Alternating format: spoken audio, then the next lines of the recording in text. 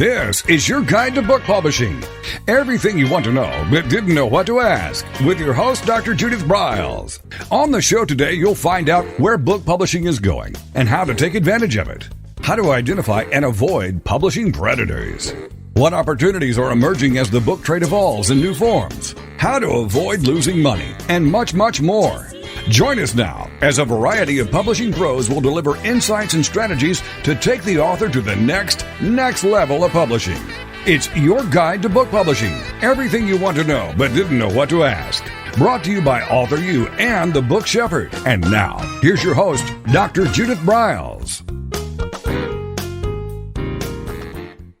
Hello, everyone. Welcome back to another edition of AuthorU, your guide to book publishing. And what I love about our show is that, one, we never do repeats. We repeat topics, but we don't keep bringing back the old stuff over and over again. We always give a fresh look, a fresh perspective, fresh tips, fresh ahas, and this topic is one that always needs to be reviewed. With me is Diane Marie Collins, who has been working in book publicity for eons. Well, a few decades, I'm going to do that. And she has actually her own show. We'll talk about that with some of those things she do, but you can find her under DM Productions. And sometimes she travels the world as she interviews authors. She strategizes and builds up their publicity programs. And that's what we're going to talk about today. So I get to play with DM and go through some of the things that we want you to put on your interviewer hat. When you're looking for a publicist for your book, do you know the questions to ask? Most don't. Well, DM, as the expert of guiding hundreds and hundreds of authors through successful book launches and campaigns that have publicity tied to them, will help you as we move through this. So, DM, welcome to AuthorU, your guide to book publishing. My goodness, Judith, that was such an introduction. I hope I can live up to it. Well, you can get on your tap shoes. We can put on your tap shoes. You and I can tap together across the country. Yeah, that's right. We can. That's a good form of exercising. What can I tell you? Exactly. And as you introduced me, I am Diane Marie, but my nickname is DM. And because Diane Marie is one word, I always use either Diane Marie or DM, and I appreciate that. And it's a nickname that I fondly love, so I don't mind being called it, so that's cool. And I'm excited to chat with you and your listeners about publicity because, as you know, after you write a book, that's the easy part. That's 10% of the work done. Oh, DM, I have said that so many times, then they look like I'm nutso. But the real work is called book marketing. 10% is writing your book, everyone. The real work now is, what are you going to do as the author, as the chief marketing officer, by the way, is basically, maybe we'll add CPO, chief publicity officer, for ongoing. Ooh, that's a good one. Yeah, I like that one too. And things that you can do. And maybe, DM, I would love to get into the really pitching, maybe some ideas for our DIYers who want to say, okay, I can do this myself. Maybe some tips on even connecting and reaching out and calling the local TV station or the local radio station and pitching yourself. Can we do that too? I've got that on my list that we're going to chat about today, as far as what you need to do if that's what you're doing. And so let's get started. You mentioned about the question, what do you ask your PR professional that you're thinking about hiring? And I talked to you earlier about this, about 3 questions, and that's really bringing it way down. But first of all, do you like the person? That's fine. I mean, I know they do a lot of virtual now, and that's great. It's still, I suggest a Zoom call so that you can kind of get a feel of somebody. But the first question you should ask is cost. Basically, you need to know how they price things. There are some people that just do it in a package. Personally, the way my system and my company works, we do a retainer, and it becomes for my work a retainer, and it's a flat fee, and I usually let people know, obviously, up front. And then if it includes other costs, usually for wire, national wire and web service, and if you're going to add video, obviously, then somewhere down the line. And then the second thing is how long of a contract. I never enter with anything less than 6 months because you're going to need that kind of time. And that's something that a lot of authors go, whoa, and that's okay. Then they can move on and keep going. And then the third thing that I like to talk about are results and tracking. A lot of authors will say, gee, can I get feedback and results and things? If you want to spend extra money, there are tracking companies that will do that for you, and that's a great way of handling it as well. Other than that, you will look for results based on what happens, and they will come back to you, especially if you use a service. We'll get a result list from the service, and then we can share those out, and we'll talk about that a little later as well. So basically, you'll know what's happening as it goes along. And you should know. If somebody tells you, oh, I'm going to do all this and that's it, thank you very much, hand me my money, and I'd kind of hold off a little on that. Mm-hmm. You know, I have a side question. We didn't even talk about this, but you're talking about the results and tracking, and that's what triggered it. That I had an SOS call from someone who has done publicity and things, and she was almost in tears. And I said, well, what's going on? What's going on? And she says, well, this person, I know you know who the person was. We talked about the person, which I will not say on the air. But she was, you know, putting out the press releases, and she wanted the names and phone numbers and emails of everyone she was sending to, and she was saying, I don't want to give it to her. I'm glad to say I've submitted it to these direct publications or sources, but I don't want to give up my exact sources that I've spent years developing and nurturing. How do you feel about that? I have to agree. Sorry. I as a publicist, I will agree. And the reason for that is PR is 90% personal relationships. It's a little more, I guess, hands off now that you've got more Zoom calls and everything that's happening, but you still have developed years of relationships. I could still call up some of my bloggers who I have not spoken to in a really long time, and it'll be just like meeting up with a family member or old friends that you haven't lost a half a day from. And it's because you've developed that trust in those relationships, and they know you're not going to recommend an author or a book to them that is not in their wheelhouse, that is not something that they'd be interested in. And that is important.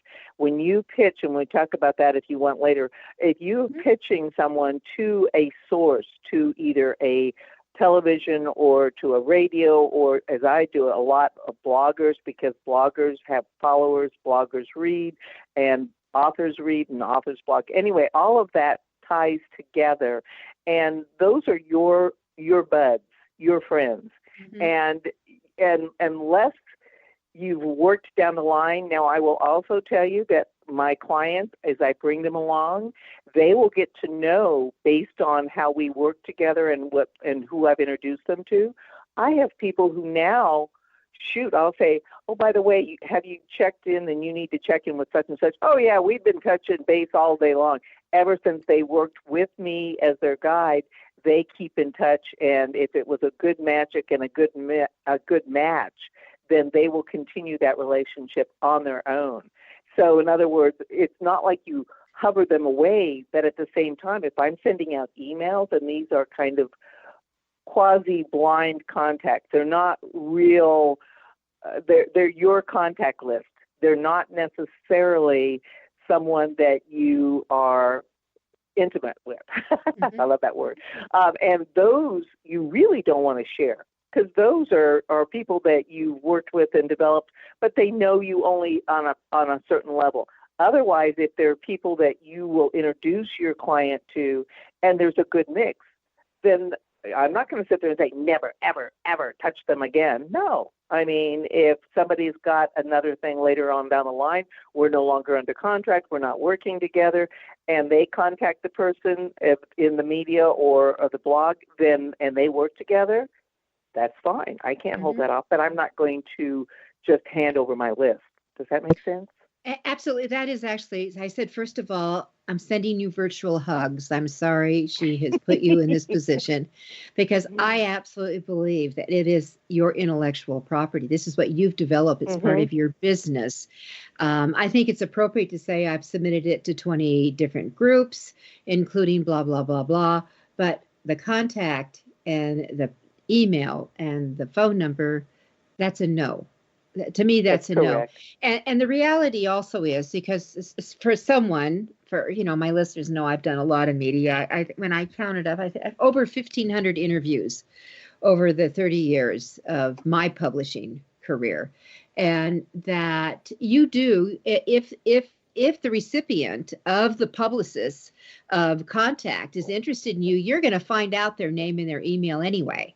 Eventually, because you're going to be communicating that way. Okay, so that opens up the fair game. But to expect someone to turn over their contacts, dear listener, you're in outer space. Don't expect it, and please don't ask for it. That's my opinion.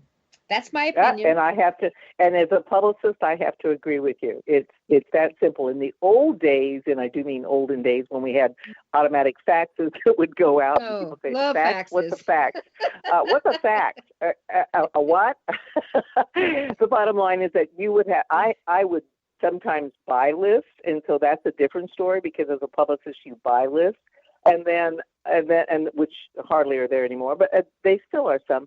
But the other thing is that you would send them out, and so that is, again, I agree with you, your intellectual property. That is exactly the way you determine them. But there's the other side of that. When you have done the tracking down, we have about a minute before we take our first break here. But when you've done the tracking, you, the publicist, or even as the author. I would have people find out, gee, you were on Good Morning America. Would you give me the name, and would you do that? No, I won't.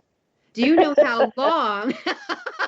You know how long it took me to track down who to pitch to. I mean, I did several segments with Donahue and Joan Rivers. Do you know how long it took me, just simple me, to find out who to talk to, how to pitch to them, and have them listen to you?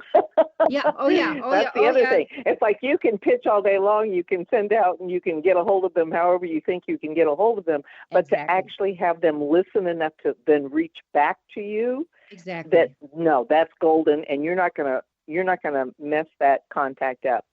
No, you just don't. So I'm going to suggest to all you, I know we always say that you never can get anything unless you ask for it. I do get that.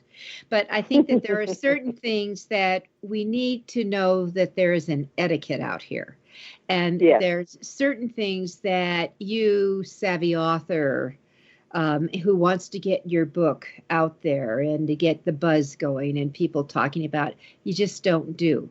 And this is where you really, I think both DM and I are going to say, you need to learn to roll up your sleeves and start doing some clicking and smiling and dialing and doing those things to start building some of your own database too. So with that, we're going to take a quick break.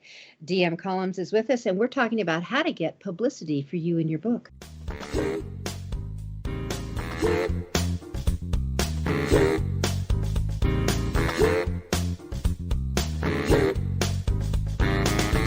This is your guide to book publishing. Everything you want to know but didn't know what to ask, with your host, Dr. Judith Briles. And we'll be right back with more great information right after these.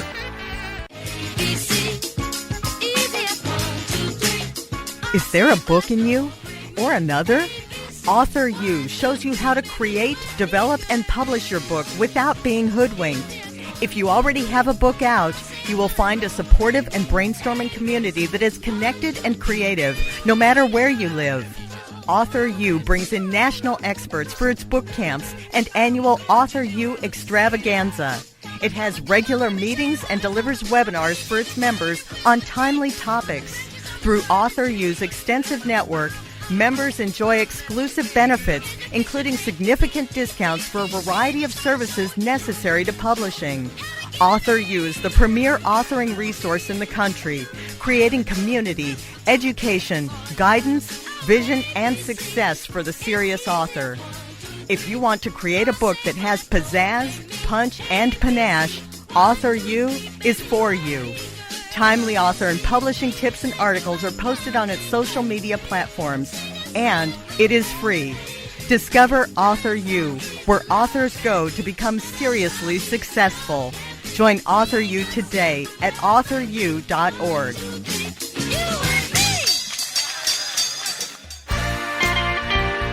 Welcome back to your guide to book publishing. Everything you want to know but didn't know what to ask. If you want to write and publish a book, if you want to be successful as an author, your guide to book publishing, everything you want to know but didn't know what to ask, is for you. Stay tuned and you'll hear about statistics, scenarios, and strategies on what to do now to get you published. So let's get back to the show. And here again is your host, Dr. Judith Briles. Welcome back, everyone. It's AuthorU, Your Guide to Book Publishing, and we are doing something that you all need to know about. Whether you hire a publicist yourself to do the magic door opening, the window opening, to help position you, or you decide, I need to learn how to do some of this yourself. And I'm actually a proponent of a little bit of each. With me is DM Collins. She is the visionary and CEO of DM Productions, LLC. So that's David Michael, or in this case, Diane Marie. DM Productions, LLC.com. So you can find out more about her just by going to that website. Okay, so DM, we've established it. Don't ask for people's contacts. I'm just going to tell you, don't ask me, don't ask DM, don't ask anybody for doing that. But you going into the tracking, I think this is a good idea just to kiss on just a little bit. And maybe it's just the organization, DM, because I used to have everything on a calendar. I still use a paper calendar, and besides all the mobile calendars that you can use and the computer calendars, because I've had gremlins get in and take things off my calendar. Have you ever had that happen? I can't say that specifically, but I do know that between the cell phone and the computer, because I tend to make sure everything's on my land-based hard drive, as they call it, and not as much on my cell phone, and then to make them talk to each other is a challenge sometimes. But I've never, but I still like paper also, so I understand that.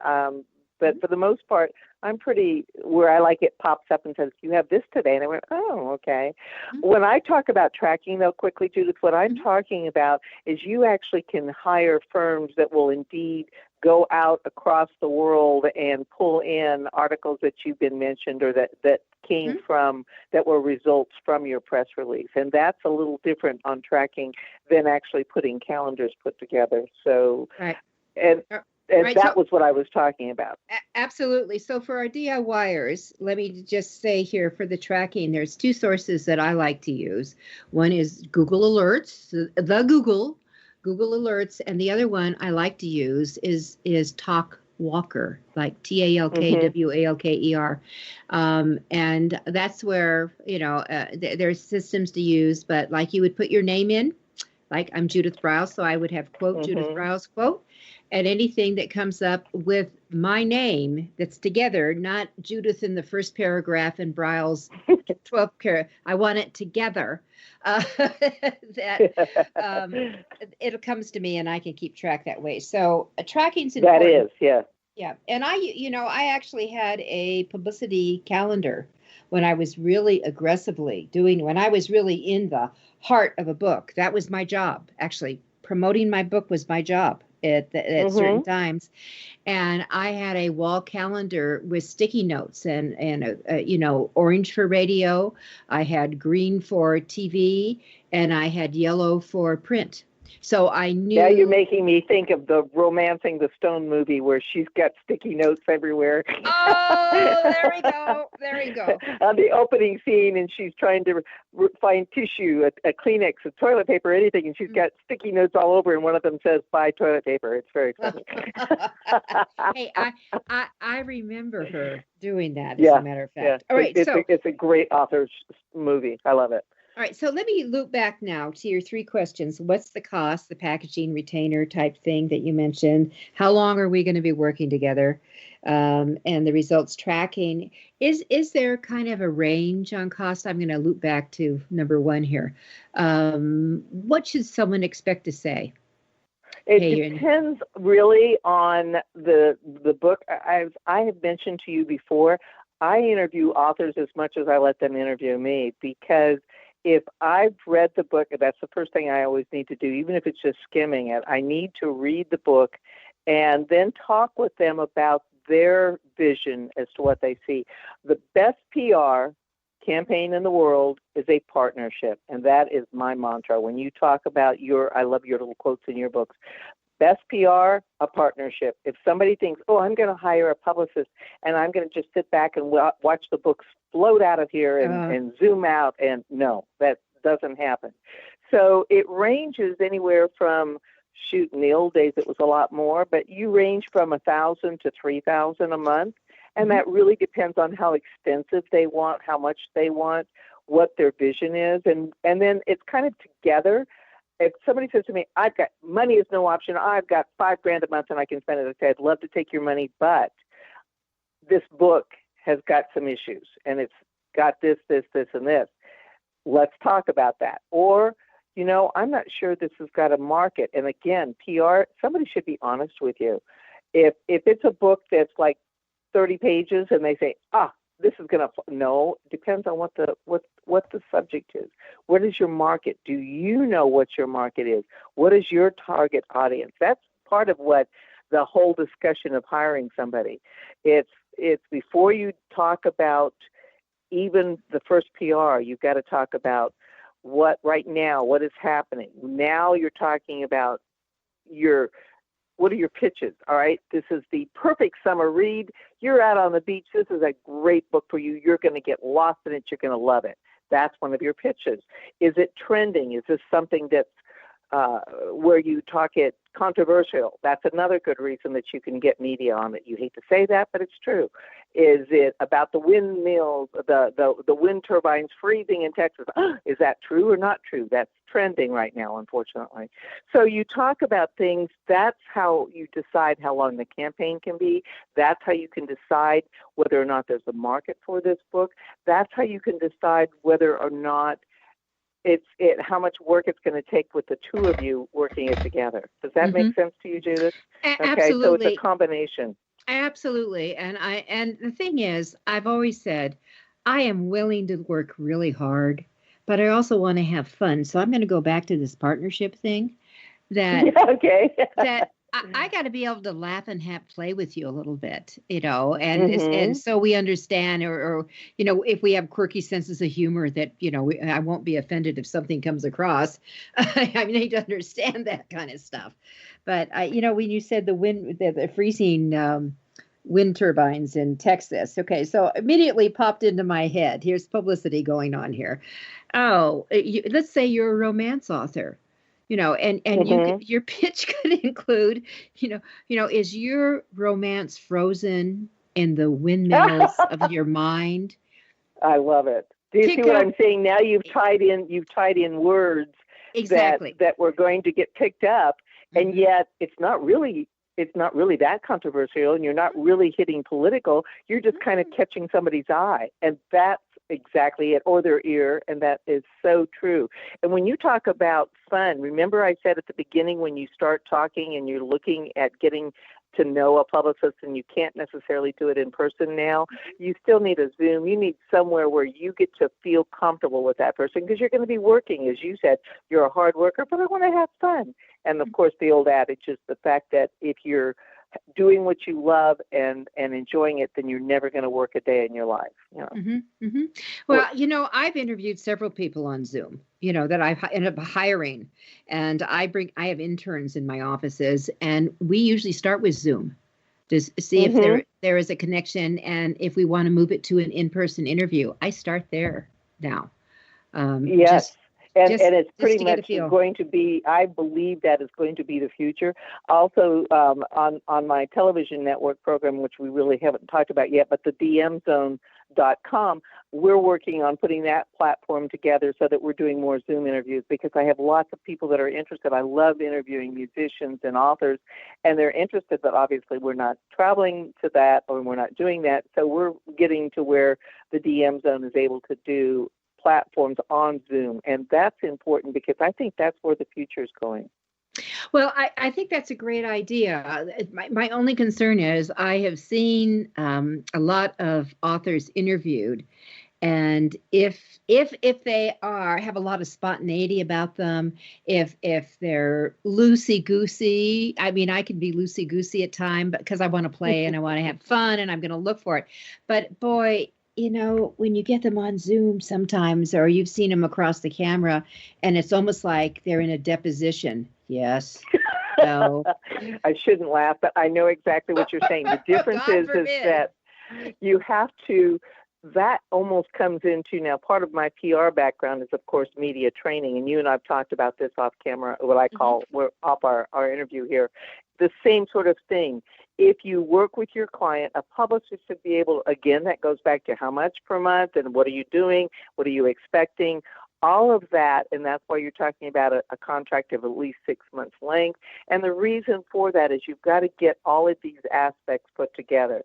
You don't want to, as a publicist, break your buttons to get the right interview. And I did have this happen with a client, and I got them on a national media across, and this man said, "No problem, I've got it." And he opened up his mouth and insulted the host in the first 5 seconds. Oh dear. And I'm listening to it dying because he burned my contact as well, because this was a new contact for me, and I pushed and I pitched and it was perfect, and this guy was excited about the interview, and then my client killed it. Well, and that's my fault, because I didn't. Yeah. This man had his own video show and he had everything else, and I assumed he was professional. Whoops. You know what they say. That's an oops, and sometimes stuff happens. Stuff happens. Yeah.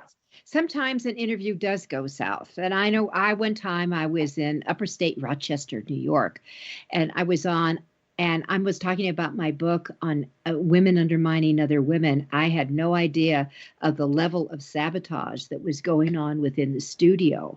So everyone was waiting for me to come to see how I was going to handle the host, who was the queen of sabotage. What was I going to do? Because they could say, later on, we handled it fine.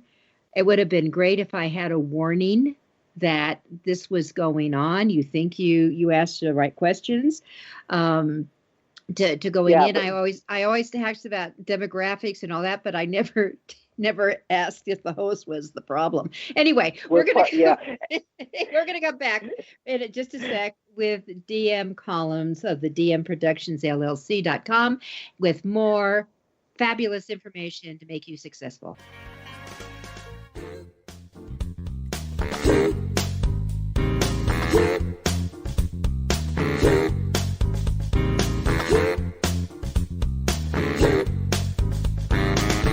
This is your guide to book publishing. Everything you want to know but didn't know what to ask, with your host, Dr. Judith Briles.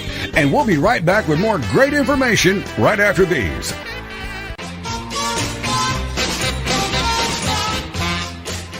Discover the power of you and your book at the Judith Briles Unplugged events. Each summer, Judith Briles Book Marketing Unplugged unfolds over 3 intensive days working with just Judith.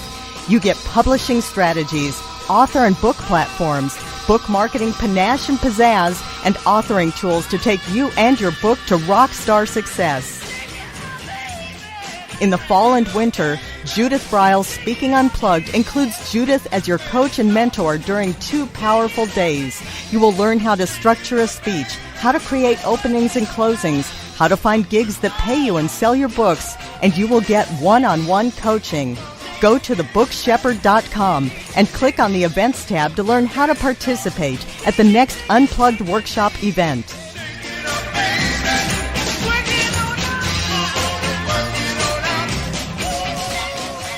Congratulations on getting your book published. The effort you put into your work is truly commendable. But what's next?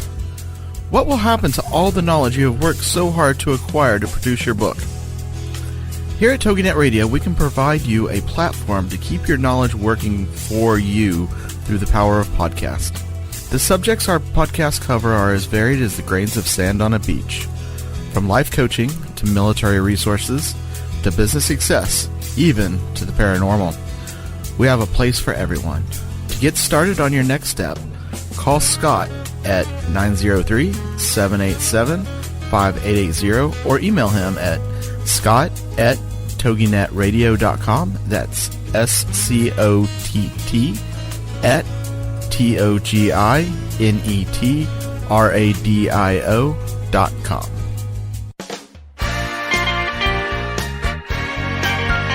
Welcome back to your guide to book publishing. Everything you want to know but didn't know what to ask. Coming up, you'll hear more about statistics, scenarios, and strategies on what to do now to get you published. So let's get back to the show. And here again is your host, Dr. Judith Briles. All right, so I just kind of teased you all. Being in Rochester, cold Rochester, we're wearing like fur coats, Rochester, New York, and the person ended up getting fired shortly after I was there. But I put out elements of what need to be looked for, how you confront it, what you need to do about it, what management's responsibility when this kind of behavior was going on. It was kind of like I threw out all the red lights, people. And do that. But I didn't know that was my job. I would have had a retainer fee in there if I was going to go in. You talk about that in one of your books, how you met a gentleman and he made an article out of what you had over dinner, which you thought was chatting with friends. I thought that was an excellent point too.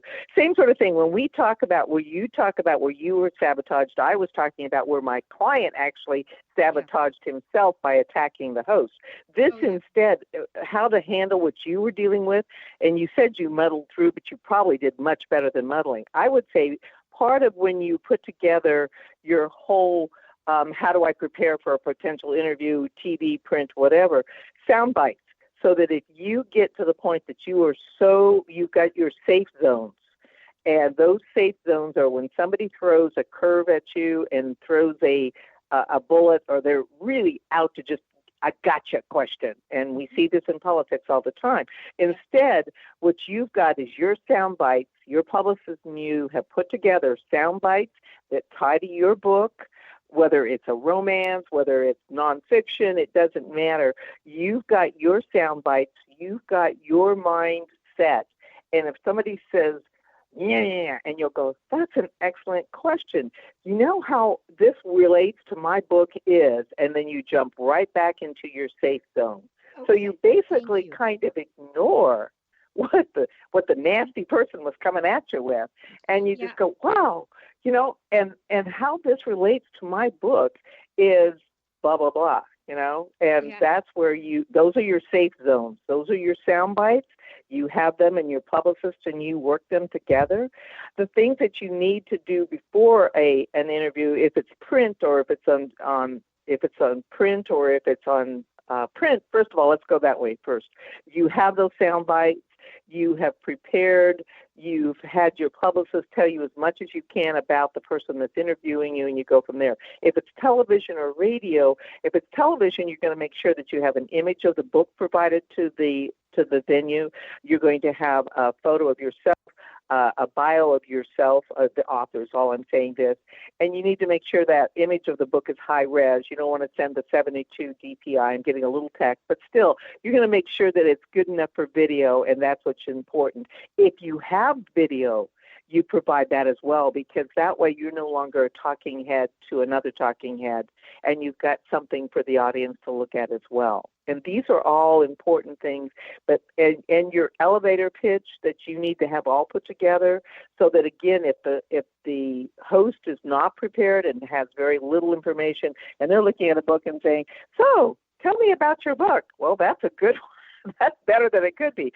But again, you've got to be prepared with what you know, what you're comfortable with, those little sound bites, those little safe zones, and you're good. I love your phrase, safe zones. And, you know, when I was doing that, my Rochester deal, it was a TV show, and I saw the camera people in their eyes, and, you know, I could see what the hell is going on here, Yeah. and going on. And it's that segue that what you referred to, that all authors need to, when they get thrown a curve, they need to just throw it right back. You know, maybe you're empathetic and you say, that is horrendous what happened to your aunt. If something like that happens to any of you out there, here are the 3 steps you want to look at. So all of a sudden, you as mentioned in my book, and then the name of the book.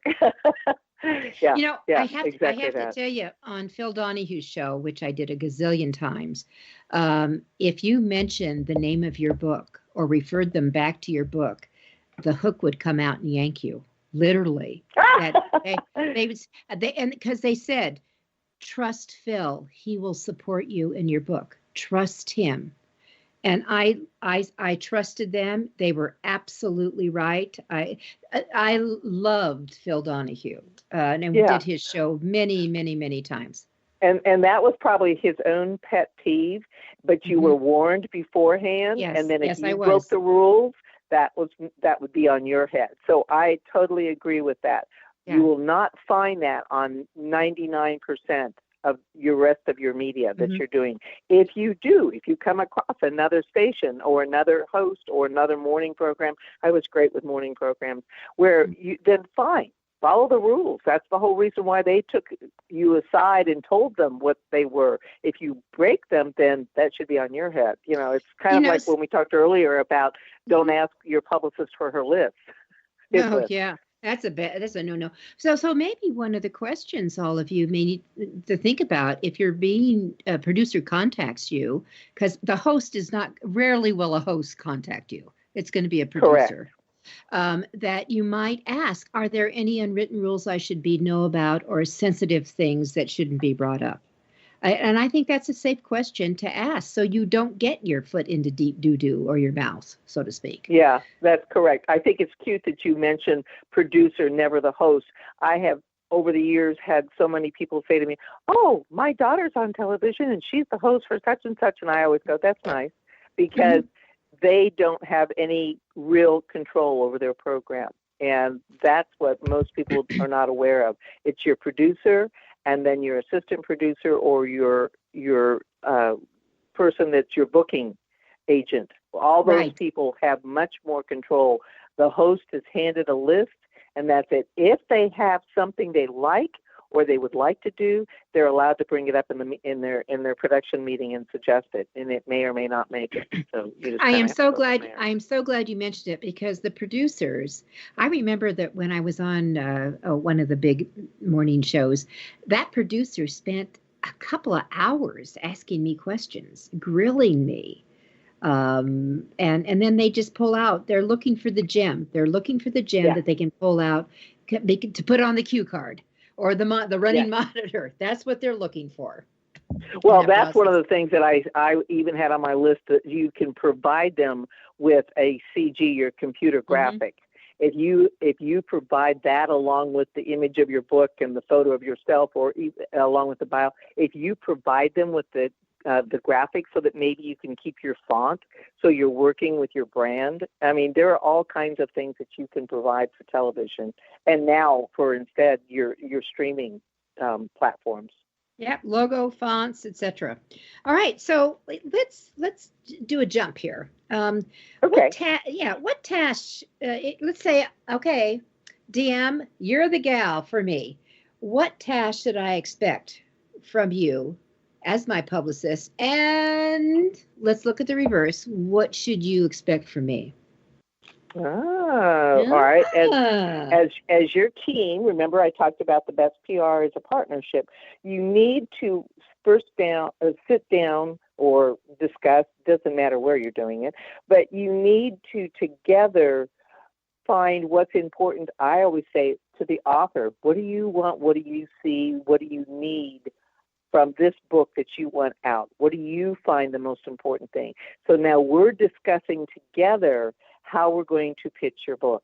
It's never the publicist sits there and says, okay, these are the 5 things we're going to talk about in your book, but I only like one of them. In other words, it's something that has to be a partnership. So task, you're going to sit down, you're going to develop that press release. Your publicist should write your press releases for you, but she's going to, when you said that producer was getting and drilling and trying to get, a publicist is looking for quotes that they can put into the release. They are looking for maybe a little background on how you came to that point of writing that book. You're going to talk about topics that we're going to tie together with your book. Again, going back to that trending, trying to find those pitches to where you're part of that whole development of the PR platform. The PR campaign is going to be organic for you as well. So that when you are indeed booked on those programs, you're not like sitting there suddenly going, let's see, what did my publicist tell me to say? No, it should be all organic for you because you were part of it. You were helping to develop it together. And therefore, it's all in you as well. So just as much as you wrote the book, now you're going to help your publicist pitch the book so that you're comfortable with what he or she is out there pitching for you. You've got to know that they're not going to sit there and introduce you as the next person flying to the moon and you're going, but I can't stand to fly on a plane. In other words, you need to know that you're part of that. And that is those tasks. You're going to be a part of it, everything down the line. Then the thing that I always make sure is that they understand, that person understands what is needed from them. Again, we talked about the image of the book. I have to have all of those things for me so that I can put them out as well. I also like to work with bloggers a lot, and that is something that, do you blog? I believe that every author should blog as well. If not, start one. You today, never know where it's going like to go. Today, start it today, and commit to it every week, everybody. Actually, my marketing guy says a minimum of twice a week, and I'm telling you that as a publicist, I manage once a month. So it's because to me, that is, I'm not an author. I'm out there looking to help other people, but my big thrust is not being out there in front. An author, absolutely, a minimum of once a week. Minimum of once a week blogging. And as my husband said, twice a week is what you really need for the marketing. And then you should also consider, when you talk about task, you should think about getting making sure you've got a website. If you don't have a website for your book, that's something I encourage people to go ahead and spend the money and get it done. It's not that expensive anymore. Video, I will tell you right now, video is 40 times, 4 orders of magnitude more effective on a website than without it. So if you have a website and you have video, that's what you want. And then the final quick thing on video, and this all comes from my tech guy, because this is why my videos get watched and I have over 1 million hits, and this is why, and you know the same thing, Judith, with yours, is that you've got the first 100 words from a search engine are all that are pulled up and looked, and that moves your book up in searches. So you've got to have keywords. You've got to have romance or thriller or nonfiction or historical or bestseller, all of these things in there that maybe Western. It depends on what that you've now worked out are your keywords and that you need to push your book with. Those then need to be in that video as well. And that basically is where you have a program called Adobe Bridge, and you basically metadata into that video those keywords. Oh, Adobe Bridge. Yes. All right. So we've got just a few seconds for our final break with DM Collins. And this, if you listen closely, what she just said was gold. I mean, gold, because that's really what you have to do to put it together. And videos, yep, get off it. Blog, yes. And here's an idea. How about turning one of your press releases into a blog? That's an idea for you, DM. All right, we'll be right back. It's Judith Briles. It's AuthorU, your guide to book publishing, and we're talking about your publicity success.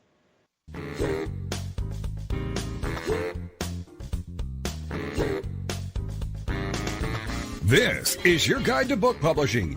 Everything you want to know but didn't know what to ask. With your host, Dr. Judith Briles. And we'll be right back with more great information right after these.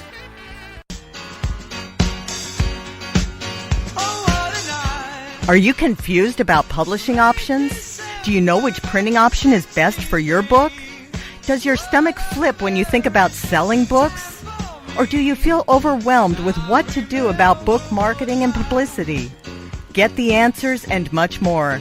Get them and from someone who knows publishing inside and out from both the traditional and independent sides, how to make a successful book. You can't do it alone without paying the price. You can spend your money creating a book that turns out to be so-so, or you can create a book that looks and feels classy, builds your brand and platform, and is a success, a bestseller. It is your choice. You choose. If you want author and publishing success, you want Judith Briles as your book coach. Sign up for her weekly blogs and e-zine at thebookshepherd.com.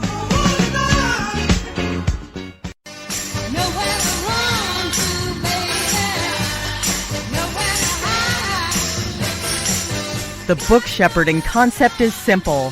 The publishing world is changing, and so must you. You need an experienced shepherd and guide to collaborate with you as you create, strategize, develop, publish, and achieve your publishing goals.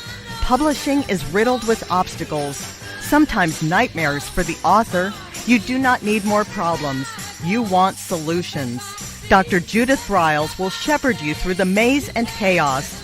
At times, she has had to step in and rescue a book that has been sabotaged by a publisher, by a publishing service provider, and sometimes even by the author. If you want author and book success, connect with her today at thebookshepherd.com.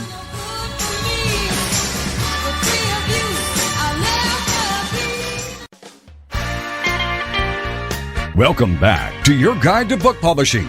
Everything you want to know but didn't know what to ask. If you want to write and publish a book, if you want to be successful as an author, your guide to book publishing, everything you want to know but didn't know what to ask, is for you. Stay tuned and you'll hear about statistics, scenarios, and strategies on what to do now to get you published. So let's get back to the show. And here again is your host, Dr. Judith Briles. All right, so hours go by really fast, and we're in our final segment on AuthorU, your guide to book publishing. Today, we are really talking about what you should be asking a publicist if you're considering hiring them, because you are now the interviewer as you start that. But on the other side, what to expect when you're expecting when you enter a partnership relationship. So with me is DM Collins. You can find her website at dmproductionsllc.com. And DM is a globalist. She's got offices in Georgia. She's got offices in Panama. So maybe that's the country, not Florida. yeah, out of the country. So maybe if you're doing a Panama cruise, and you're going to stay over a few extra days, and you need to meet your publicist to talk about your book. Oh my goodness, sounds like a tax deduction to me. Okay, so moving along. DM, I have a question about media training. Okay. And a lot of people don't know what it really is, what it entails, and why it's done, even with old hats who have done a lot of media. So could you kiss on it, kind of the parameters of it, and the who, what, where, and why? Absolutely. That was one of the things that we talked about earlier, just kind of how I had a client that I thought was a media pro because he had done so many of his own videos, and then he ended up burning a contact by blowing the interview. The thing that you think about when the things that you have with media training are simple. You try not to do a lot of fillers. Silence is okay while you're thinking. You try not to look up in the sky. In other words, there are actual steps that you can go through, and they're hard to try and put all together in one. I would point them into 5 different things. 1, leave out fillers. My filler was always so, and then I would start my question. Other people will go, and then there will be, that's my least favorite. The other one is, and the first thing that I would do to break my clients of, is that I would say, no, I don't. That's why I asked. And once you do that 1 or 2 times, your client goes, I'm not going to say that again because I feel like really dumb when she comes back at me going, no, I don't know. And that's the third thing would be try and keep focused while you're there. It's scary. Breathe. That's okay. Silence is okay. If somebody asks you a question and you really don't have a quick response, the quickest way to get around it is to repeat the question back to them. So someone will ask you, you see, I just said so. Someone will ask you a question, chapter 3, how did you find that? Where did that story come from? Chapter 3, that's a really good question. Then that gives your brain enough time to come back around and go, oh, I can answer that. And then you're going with it. And the last thing is that have fun. That's what you said when you said, I'm going to make sure I have fun when I'm working with a publicist. I'll work hard, but I want to have fun. That's what your client has to remember when they're being interviewed. Have fun. Maybe you've watched this person your whole life, and it's like, oh, gosh, I'm such a big fan of you. Go ahead and say that at the beginning. Say it on camera if you want. It doesn't matter. It's go ahead, have fun, relax, and then that's the best thing that you can do for your media. I think that that's so important, and I realize that those fillers, the so, the like, sorta, some of the other ones you said, that's usually your brain is trying to think up here, and you're throwing those out there to give me a couple more seconds before I have to respond. But when you said a pause is okay. A pause is okay. A second or two of silence is okay as you come back. I mean, if it's a total habit and you do that for the whole 15 minutes or hour, you're in trouble. But I'm saying it's... I will tell you, President Obama was one of the best people for using silence. I know that drove the media crazy, and they've go, oh, my God, is he ever going to finish saying what he's saying? The bottom line is that, yes, he was paused. He didn't feel he needed to fill it. He was getting his thoughts together, and then he spoke. And that is one of the best things. I think I told you also I had a friend who had been used to speaking all the time, unfortunately in AA, but that's okay. She was a great interview because she didn't fill any space with anything. Without any media training, this woman just, I'd asked her a question, and it was great. And the DMZone.com had a wonderful interview, and we got a lot of things out. It was basically helping little kiddies. So how can you go wrong with that, right? One of the best things that I learned, and I think it's important to bring up during our Zoom environment, because so much is being done on Zoom and Absolutely. Skype. I have done full-blown press interviews on Skype and that kind of thing, is to learn to, because I did so much remote for TV, because I wasn't traveling from San Francisco to New York or Denver to New York to be on the show. They're going to hook it up remote. And that you have to learn to talk to the camera. So if you're using your laptop or even your mobile phone, you need to eyeball with the camera so you are picked up this way that you're talking to your audience. And I'm sure that you have seen DM a zillion times. Their heads are down. They're like looking at their notes, and we get the top of their bald spot or something. we have a senator who does that on camera from the Senate floor, but that's another story. That is another story. Exactly, that is correct. That there's also, I watch a lot of where you've got interviews, even with hosts, and they don't realize they're doing it. They've got where they're reading their teleprompter, but their teleprompter is not like it used to be, which is behind the camera, and therefore they're looking down. And basically spend enough money to go ahead and put a teleprompter. When I say a teleprompter, if you've got notes, put them up as high as your camera, so that you're looking at the camera and the notes are right next to it, as opposed to down on the table or your desk, whatever you're looking for. But you're correct. Eye contact, and I have to laugh. Years ago, when I was still doing theater and movies, and I had to interview from the little bitty town that I was living in, I had to interview with a camera. Well, I'd come from theater. I wasn't used to a camera. I was horrid. It wasn't until somebody hired me, because they'd seen me someplace else, that I then worked, got a job, and they went, "Oh my gosh, she's good." Then I worked fine, because I couldn't, in other words, audition with a camera. Now with the DM Zone, my television program, I do it all the time because I'm used to it. But 15 years ago, when I was still doing movies, then I was like going, "I'm horrid. I suck." DM, I learned years ago. I'm talking many, many years ago. I was on a show that several segments, and the other person who was on with me, we were doing a big women's event speaking, and so we were on like the noon show before to support this women's summit. The other person was Joyce Brothers, and for those of you, oh my goodness, yeah, sure. I'm going way back. Whoever watched the $64,000 question, she won it on a boxing question. Anyway, I had never seen anything quite like it, and the visual lesson, was watching her.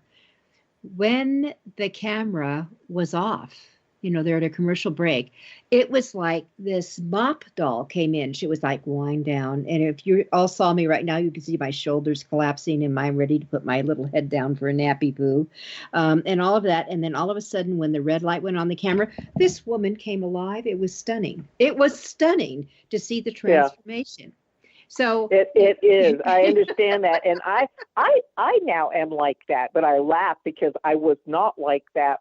I said 15 years ago. It was longer ago than that. It was 97, 98, but 20 years ago. And that's exactly because I was used to auditioning in person. And you have to get used in practice if you need to. We're talking about steps that your authors need to do. This is one of them. Practice things like this. My husband and I, with our broadcast studio in Scottsdale, Arizona, that's what we did. When you talk about remote interviews, that was back in the dark ages, and we were one of the first studios in the country that did remote for New York and San Francisco and LA. By having a guest come into our studio, we would broadcast them live. We would have them with a background just like you see. Now it's all done out of your office or your home. This morning I watched a reporter who obviously wasn't near that he could get into the studio.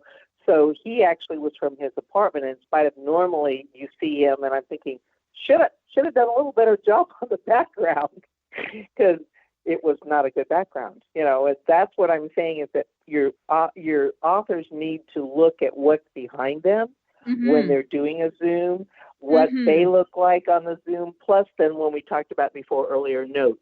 Put those notes up by your camera so that you can look at them and still look at the camera as you're talking to that person. And then I have a cute little pug stuffed animal on top of my computer to look at, and so he makes me happy and smile. And makes you smile. And one of the other little tricks I used to keep when I was doing, especially, oh my gosh, some of the radio interviews at 2 a.m. in the morning, good news, I'm in my jammy, it's the radios, but it's 2 a.m. in the morning.